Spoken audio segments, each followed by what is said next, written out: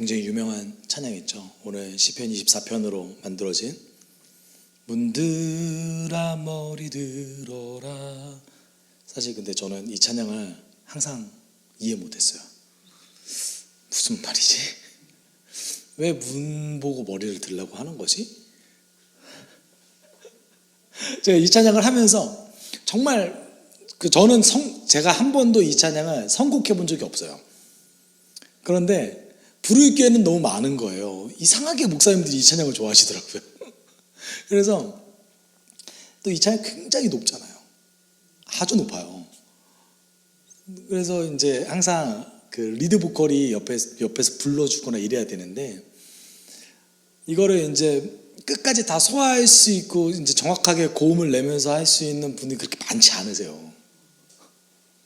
그런데 목사님들께서 이 곡을 굉장히 좋아하셔서 저는 부를 기회는 너무 많지만 제가 선곡한 적은 없어요. 왜냐하면 이해가 안 되거든요. 왜 문 보고 머리를 들라고 하지? 무슨 말이지? 제가 은혜가 안 되니까 이 곡을 한 번도 선곡해 본 적이 없습니다. 당연히 오늘도 선곡하지 않았습니다. 일단 근데 이제 그 의미를 이제서야 이게 이런 의미구나, 이제서야 알게 됐어요. 혹시 그런 질문 혹시 안 해보셨어요? 문들아 머리, 왜? 어떤 문? 문이 뭔 말이야? 내가 알고 있는 그 문? 문이 어떻게 머리를 들지? 뭔 말이지? 네. 그래서 저는 정말 항상 의문에 쌓여 있었던 그런 찬양이었습니다. 근데 이제 알고 나면 굉장히 은혜로운데 저에게는 항상 의문이었던 거예요. 오늘 그 시편의 주제는 임재함입니다. 하나님이 임재하시는 거예요. 두 가지를 질문합니다. 하나님의 그 성전에 들어갈 수 있는 존재는 누구냐? 과연 누가 들어갈 수 있느냐? 그리고 그 성전에 임재하시는 하나님은 누구신가? 결국은 이제 누구냐라는 그 질문, 아주 큰 질문을 던지는데요. 결론적으로는 임재가 가장 큰 주제입니다. 그런데 이제 우리 시편의 오늘 24편의 포인트는 단지 하나님께서 임재한다. 임재 그러면 좀 어렵잖아요. 우리가 많이 쓰지만 굉장히 어려운 단어거든요. 사실 굉장히 어려운 단어인데 우리로 따지면 은혜 받는다라고 생각하시면 돼요. 그냥 은혜 받는다라고 생각해 봅시다.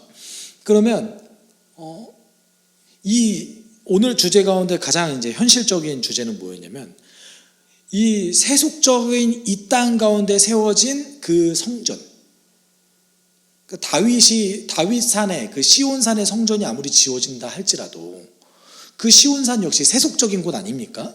그 세속적인 곳에 지어진 그 성전에 임하시는 하나님, 이게 주제예요. 그러니까 전부 다 어디에 있는 거예요? 다 세속에 있는 거예요.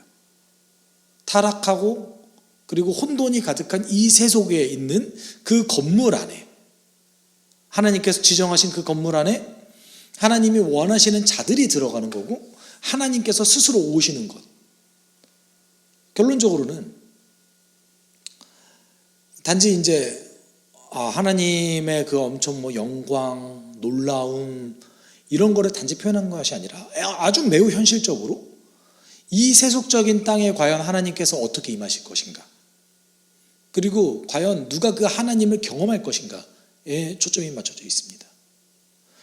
오늘 이제 이 시편은 물론 이제 아주 다양한 해석들이 있는데 아주 크게는 두 가지 해석들이 존재합니다. 첫 번째는 이제 성전으로 행진하는 예배시로 파악하는 거예요. 그래서 매년 그 가을 추수 때마다 추수를 한 다음에 아주 기쁨의 축제를 여는 그런 이제 시편으로 이해하는 그 학자들이 있고요.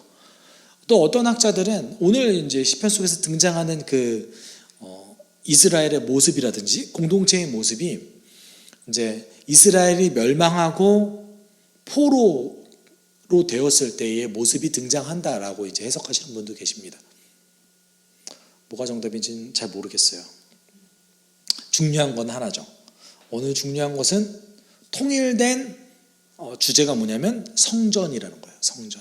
성전에 인간된 우리가 들어가고 하나님이 들어오시는 것. 이게 주제입니다. 그러니까 그 어찌되었건 근데 성전도 역시 어디에 있습니까? 이 새 속에 있다라는 거예요. 오늘 함께 나누면서 과연 오늘 시편 24편이 무엇을 얘기하고 있는지, 어떤 질문을 던지고 있는지 함께 살펴봤으면 좋겠습니다. 1절 이렇게 얘기하고 있죠. 땅과 그 안에 가득 찬 것이 모두 다 주님의 것, 온누리와 그 안에 살고 있는 모든 것도 주님의 것이다 라고 얘기하고 있습니다. 그런데 약간 앞에 그 것과 뒤에 것이 조금 다른 측면이 있어요. 뭐 결론 지어서 얘기하면 이 땅에 살고 있는 그 모든 것, 인간을 포함해서 모든 것이 다 주님의 것이다라는 것을 얘기하고 있는 건데요. 근데 처음에 이제 땅과 그 안에 살고 있는 것은 이제 땅과 그 안에 충만함을 뜻해요. 풍성함을 뜻합니다. 풍성함. 땅과 그 안에 풍성한 것은 다 주님의 것이라고 했는데 여기에는 뭐가 제외되냐면 인간이 제외돼요. 인간 빼고 풍성한 모든 것. 그리고 그 풍성함을 그 세상 안에서 누리고 살고 있는 사람들도 주님의 것이라고 표현한 거예요. 그러니까 그 앞에는 뭘 뜻한 겁니까? 땅과 그 땅 안에 있는 충만한 것을 누리고 있는 우리, 그러니까 우리가 누릴 것들을 얘기한 거예요. 그리고 이미 누리고 있는 우리들도 다 주님의 것이라고 표현한 거죠. 좀 디테일하게 표현한 겁니다. 그리고 2절은 이렇게 얘기하고 있죠. 분명히 주님께서 그 기초를 바다를 정복하여 세우셨고 강을 정복하여 단단히 세우셨구나. 네. 이러면 그래. 그냥 단지 하나님이 세상을 만드셨지. 네, 이런 느낌이잖아요. 아닌가요? 여기에서 어떤 뭐 신음한 거를 찾고 계시고 왜 정복했다고 얘기하지? 이런 질문 잘 안 던지시잖아요.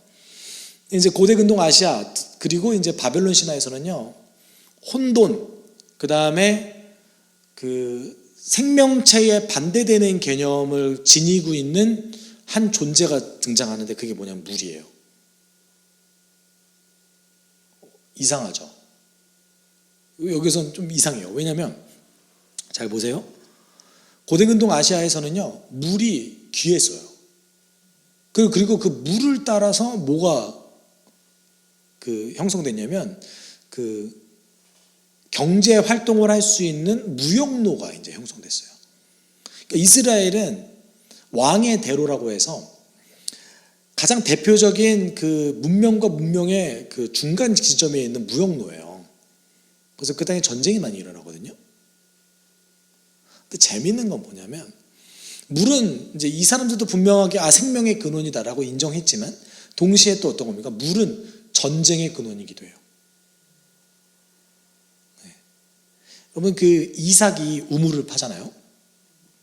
이삭이 우물을 팝니다. 3번이나 팠어요. 그 우물 이름이요. 그 히브리어로 나중에 그 우물 이름으로 된 것들이 사단과 관련이 있어요. 이삭이 굉장히 스트레스를 많이 받았다는 것이 우물 이름에서 등장하는데 우물을 팔 때마다 물이 나와요. 이게 이럴 일이 별로 없거든요. 우물을 팔 때마다 물이 나오는 거예요. 그러니까 어떻게 돼요? 다 뺏겨요. 우물 파니까 뺏기고 딴 데 가서 파야지. 기껏 또 우물을 파니까 또 뺏겨요. 또 딴 데 가서 파야지. 이제는 어디까지 가서 팝니까? 깊은 골짜기 들어가서 파요. 거기 우물을 안 파거든요. 길이 아니니까. 근데 거기 들어가서 파요. 근데 물이 나와요. 나중에 거기까지 가니까 얘는 뭐가 이상한데? 얘 왜 이렇게 잘 되지? 그러니까 이제 섣불리 건드리지 않는 일들이 발생하는 거거든요. 근데 이삭이 우물을 안 팠으면 분쟁거리도 없었겠죠. 물론 살기도 힘들겠지만 이 물이라는 것이 아주 생명의 근원이지만 동시에 이제 혼돈과 전쟁의 근원이기도 했던 겁니다. 그래서 물 많은 지역은 항상 전쟁이 많았어요. 대표적으로 갈릴리가 그랬습니다. 갈릴리가 아주 전쟁이 많은 지역이었어요. 그리고 또 한 가지는 메소포타미아, 티브리스강, 히브리가테스강 거기 그 두 개의 강이 모여지는 그곳 항상 전쟁이 끊이지 않았어요. 나일강도 마찬가지입니다. 왜냐하면 물이 그만큼 귀했으니까요. 그럼 이 2절에는 뭐가 등장하냐면요. 그래서 이제 바벨론 사람과 고대 근동 아시아에 있는 사람들은 그 혼돈이 물속에 갇혀 있다고 생각했어요. 그러면 하나님께서 바다를 정복하고 강을 정복했다라는 의미는요, 생명에 반대되는 개념인 이 혼돈을 하나님께서 물리치셨다 라는 개념이 등장합니다. 여러분 창세기 1장 2절부터 쭉 살펴보시면 혼돈이 등장하고, 근데 혼돈이 마치 어떻게 이미지화 되냐면 물에 이렇게 잔잔하게 파도 치듯이 수면 위에 있다고 그래요. 이게 이제 고대 근동 아시아의 신화와 바벨론 신화에서 등장하는 어떤 표현들과 매우 비슷한데요. 뭔 말이냐면 하나님께서 혼돈이 있는, 물처럼 있는 그 혼돈에서 창조를 일으키셨다. 이 말은 생명과 반대되는 개념이 아주, 생명과 적대적인 것들이 아주 많은 그곳에서 하나님께서 생명을 일으키셨다라는 뜻이 됩니다.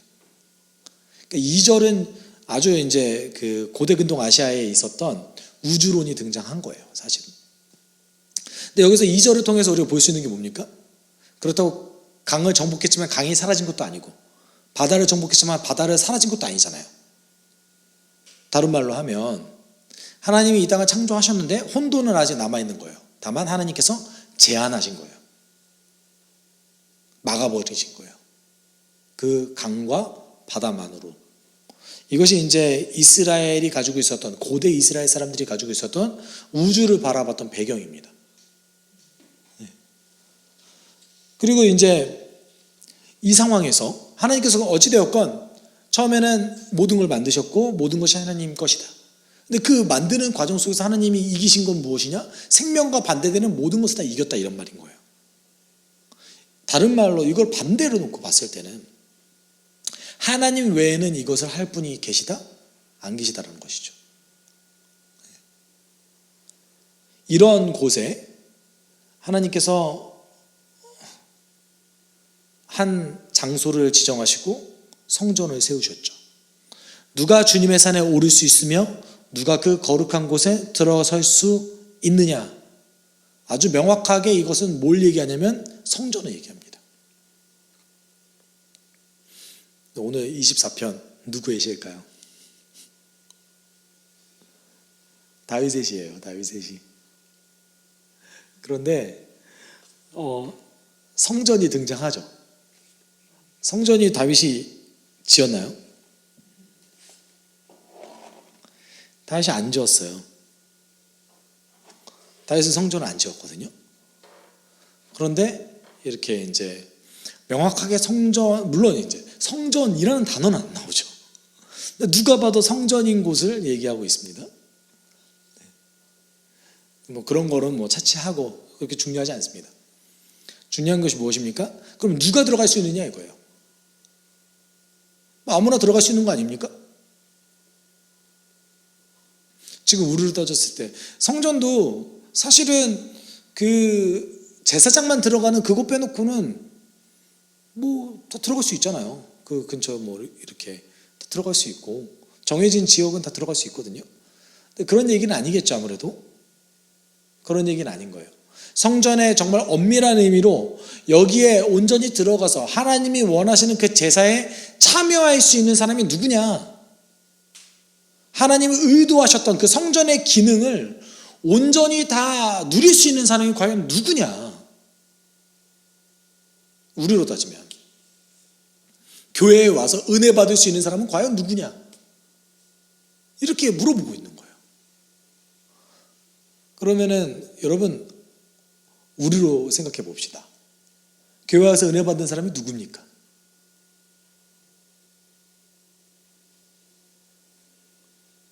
뭐 하나님만 아시겠죠. 대부분의 아마 대답이 이러실 거예요. 그런데 여러분 교회 예배 때 그리고 이제 어떤 그 모임이 있을 때 기도를 할 때 정말 은혜 받는 사람이 누구예요? 여러분 경험을 통해서도 이제 좀 생각해 본다면 뒤에 나오는 그 4절과 5절에 굉장히 이해가 잘 되실 겁니다.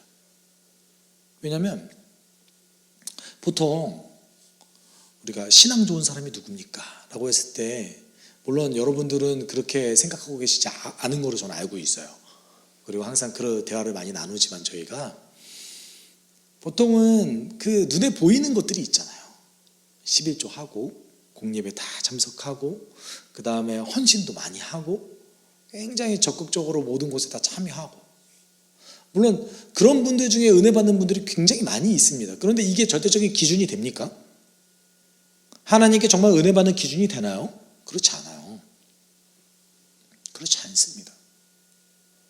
저는 이제 저도 이제 남자이기 때문에 그 남성분과 여성분을 좀 다르게 보는 경향성이 조금 있어요. 왜냐하면 여자 성도 이게 뭐 완전히 일반화 시킬 수는 없지만 여자 성도님들은 정말 은혜 받아서 열심히 헌신하시는 분들이 많아요. 상대적으로. 근데 이제 남자 성도님들은 이분이 은혜 때문에 저러시는지 아니면은 정해진 어떤 법칙과 룰 때문에 저러시는지가 헷갈리는 분들이 굉장히 많이 있어요. 그러니까 이분이 은혜보다는 뭐가 지배하냐면 우리가 만들었던 그 법칙과 규칙 그렇지 그렇게 하라고 했으니까 그렇게 해야지. 물론 남자들이 이런 성향이 많습니다. 보통 많아요.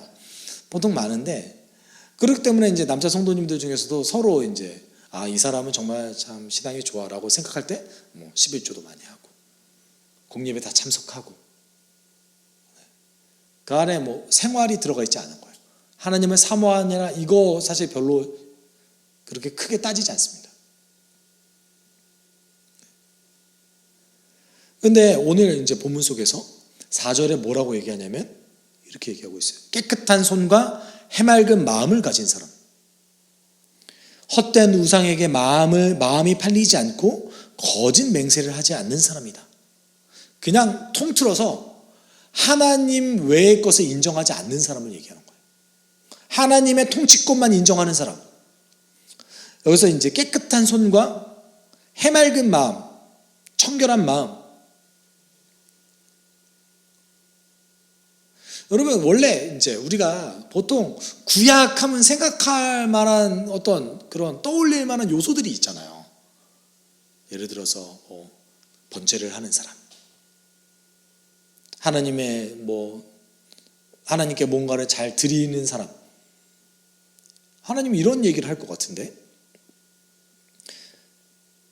하나님의 영광과 임재를 경험하는 사람이 누구냐라고 얘기했을 때 구약 성경도 동일하게 어떻게 얘기하냐면 하나님을 사모하는 사람 얘기해요. 신약 성경과 크게 다르지 않아요. 누가 나에게 더 많은 것을 바쳤냐 이게 아니에요. 누가 나에게 진실되냐. 하나님 이것을 요구하십니다. 언제나 동일하게. 또는 누가 진실되게 나의 법을 잘 지켰느냐. 많이 지켰느냐 이걸 보시는 게 아니에요. 그리고 이런 사람이 어떤 사람이냐면 그런 사람은 주님께서 주시는 복을 받고 그를 구원하시는 하나님께로부터 의롭다고 인정받을 사람이다 라고 얘기하고 있습니다. 앞에서 얘기했듯이 그 사람이 어떤 사람입니까? 어찌되었건 하나님이 세워두신 세속적인 이 세상 속에서 하나님을 경험하라고 하나님을 어떻게든 찾으라고 세워놨던 그 성전에서 하나님을 경험할 수 있는 사람이 누구였냐면 하나님 앞에서 진실된 마음을 가진 사람이었어요. 그런 사람 어떤 사람이래요? 복을 받고 구원하시는 하나님께로부터 의롭다고 인정받는 사람이래요. 이게 이제 히브리어를 조금 더 정확하게 살펴보면 복도 받고요. 그 다음에 의로움도 받는다라고 얘기하고 있습니다. 네. 의롭다고 인정받는 게 아니라 하나님의 의로움을 내가 받는다. 이렇게 얘기하고 있어요. 그러니까 의롭다고 인정받는 거랑은 좀 뉘앙스가 다르죠. 다른 얘기를 하면 하나님이 가지고 계시는 그 성품을 내가 받는다는 거예요. 하나님 닮아간다는 얘기예요. 나의 구원의 하나님을 닮아간다는 뜻이에요. 이런 사람이 그렇게 된대요. 그런 사람이 또 어떤 사람이냐면 그런 사람은 주님을 찾는 사람이고 야곱의 하나님의 얼굴을 사모하는 사람이다. 사실 사모한다고 얘기하는데 여기도 찾는이에요. 찾는. 똑같은 찾는이에요. 주님을 찾는 것과 하나님의 얼굴을 찾는 게 뭐가 달라요?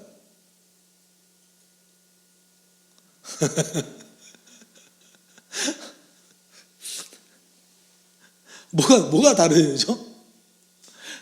그러니까 근본적으로는 똑같습니다. 근본적으로는 똑같은데 여기서 강조하고 싶은 건 뭐냐면 야곱을 강조한 거예요. 지금 이제 6절에서 주님을 찾는 사람이다. 어떻게? 야곱처럼. 이건 거예요. 왜냐하면 아주 정확하게 하나님의 얼굴, 야곱의 하나님의 얼굴 이거잖아요. 창세기 32장 30절에 이렇게 얘기하고 있죠. 야곱은 하나님의 얼굴을 직접 뵙고도 목숨이 이렇게 붙어있구나 하면서 그곳의 이름을 브니엘이라고 하였다. 브니엘이 하나님의 얼굴이라는 뜻이거든요. 무슨 장면입니까? 야곱이 이제 고향 땅으로 다시 돌아가서 자신의 형이었던 에서를 만나는 걸 굉장히 두려워했잖아요. 왜냐하면 자기가 장자권을 사기쳐서 뺏어갔거든요. 다시 만나는 거 너무 두려워했어요. 그래서 그냥 자기 혼자 너무 답답해서 베개 베고 잤잖아요. 자다가 누굴 만납니까? 하나님의 사자를 만나요. 어떻게 합니까? 바지가랑이 잡고 저 살려주세요. 당신이 저 살려주지 않으면 놓지 않습니다. 끝까지 붙잡고 늘어지잖아요. 심지어 어디까지 붙잡고 늘어집니까? 환도뼈라고 하죠. 그 옛날 번역에서는 허벅지 뼈를 그 사자가 때려요. 뼈가 부러졌어요. 뼈가 부러져서 평생 절름발이로 살아요. 야곱이.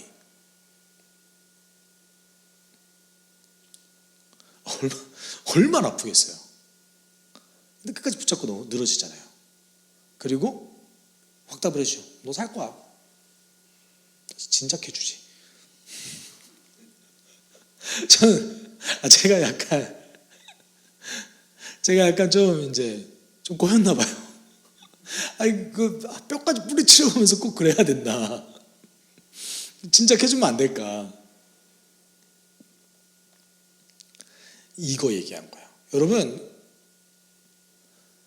그 이삭의 아들이었던 야곱과 에서가 뭐가 다릅니까? 인생을 놓고 봤을 때 에서가 아주 평탄한 삶을 살았어요.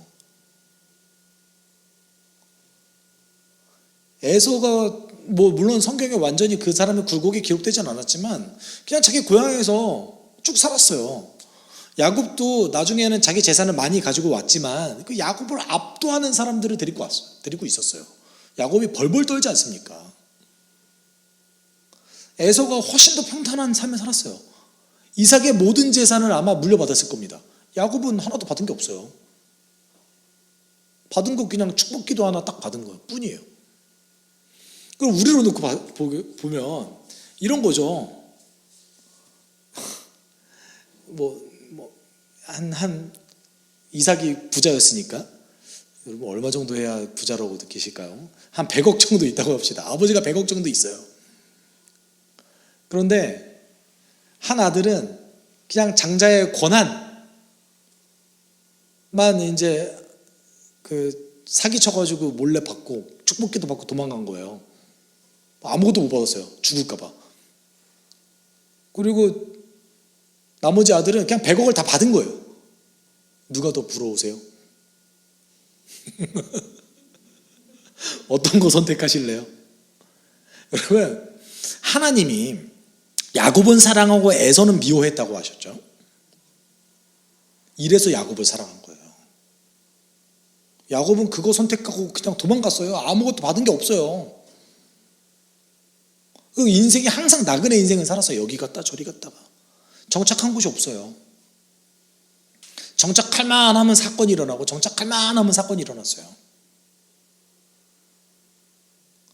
그러면 야곱의 얼굴을 구한다라는 거는요. 야곱이 그럼에도 불구하고 내가 내 아버지 이삭에게 임했던 그 하나님을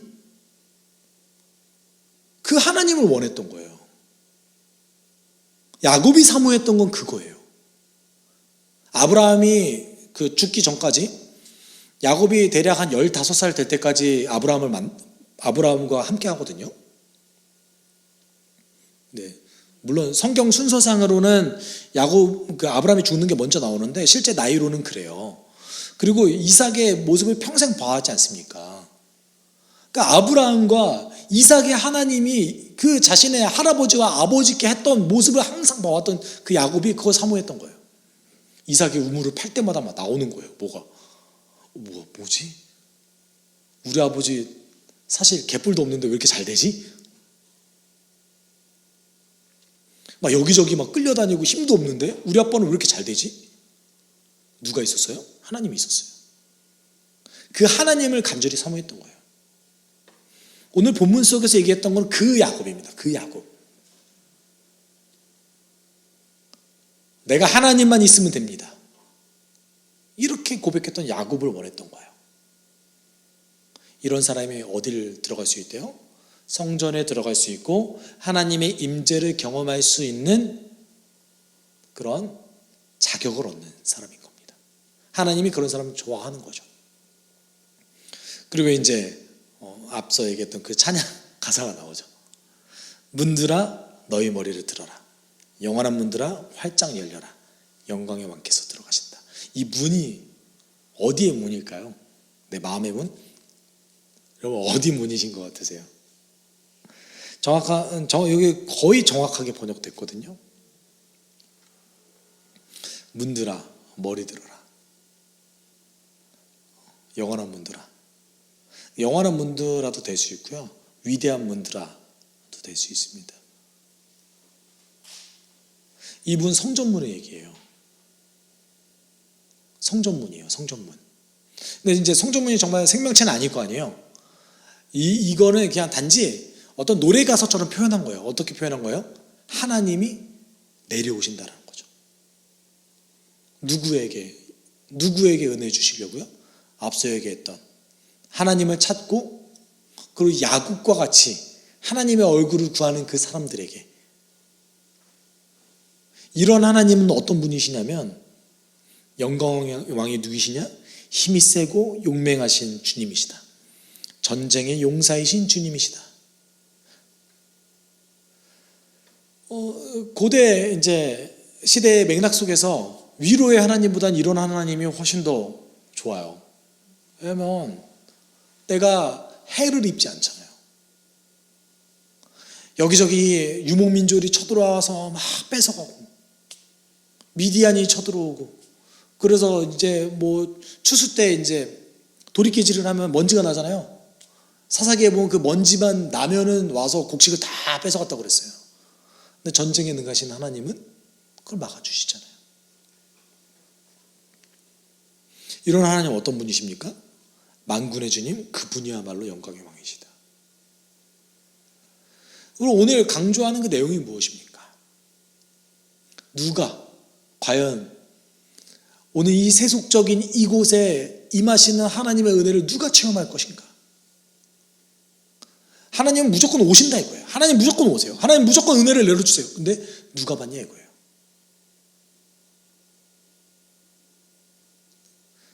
그 누가 받냐 이거예요. 오늘 성경은 딱 집어서 한 명을 딱 얘기한 거예요. 야곱. 야곱 같은 사람. 제가 이제 말씀 주면서 야곱의 삶을 살짝 생각해 보세요. 너무 피곤한 거예요. 야곱이 왜 그랬을까? 반대 입장에서 에서가 너무 편해 보이는 거예요. 야, 그 삶이 진짜 좋은 삶 아닌가? 우리가 꿈꾸는 삶 아닌가? 성경에 야곱만큼 하나님 경험한 사람 별로 없습니다.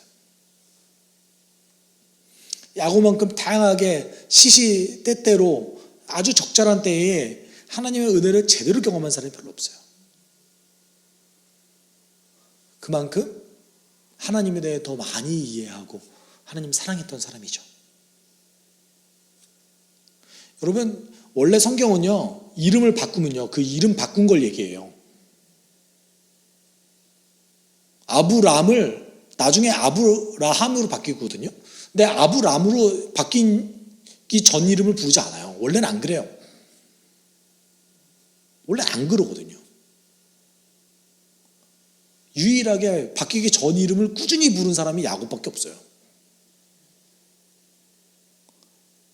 제가 이게 너무 궁금해서 이제 만나는 구약 교수님마다 다 물어봤어요. 저는 왜 야곱은 이름이 바뀌었는데 계속 야곱으로 부릅니까? 그러니까 이제 그 미국 교수님이 너무 당황한 거예요. 정말 유명한 교수님이거든요. 너무 당황한 거예요. 생각해 본 적이 없는데? 되게 흥미로운 질문인데? 이제 그분도 이제, 내가 다음 수업까지 고민해 볼게. 그분은 이제 얘기 하더라고요. 야곱이 창세기에서 얘기했던 그 모습들은 성경을 간직하고 싶었던 거예요. 제 생각은 그래요. 물론 그분들도 그렇게 얘기하셨고요. 나중에 야곱의 모습이 무엇입니까? 다 포기한 거잖아요. 나 재산 안 받아도 돼. 하나님만 있으면 돼. 물론 그 포기하는 과정에서 사기를 쳤죠. 그 대가를 받아요, 야곱이. 근데 그러면 내가 그래도 그거 받고 싶어. 그만큼 자신의 할아버지, 자신의 아버지에게 임재했던 그 하나님이 너무나 간절했던 거예요. 야곱은 너무나 하나님 경험하고 싶었던 거예요. 이거를 하나님이 너무나 사랑했습니다. 여러분, 우리가 그랬으면 좋겠어요. 우리가 하나님, 제가 하나님 정말 경험하고 싶습니다. 그냥 나 평안한 삶 살래. 그냥 뭐 이렇게 살다가 하나님 나라 가면 되지. 이게 아니라 내 어떤 것을 들여서라도 하나님 경험하고 싶습니다. 그게 내 인생의 목적이 있고 인생의 목표입니다. 라는 마음이 우리에게 있었으면 좋겠습니다. 그렇게 기도할 때 하나님, 주님 경험하고 싶습니다. 야곱처럼 하나님 간절히 붙잡고 매달리고 싶습니다. 내게 은혜 부어 주십시오. 나와 함께 하여 주십시오. 우리 함께 이렇게 기도하도록 하겠습니다. 하나님, 우리에게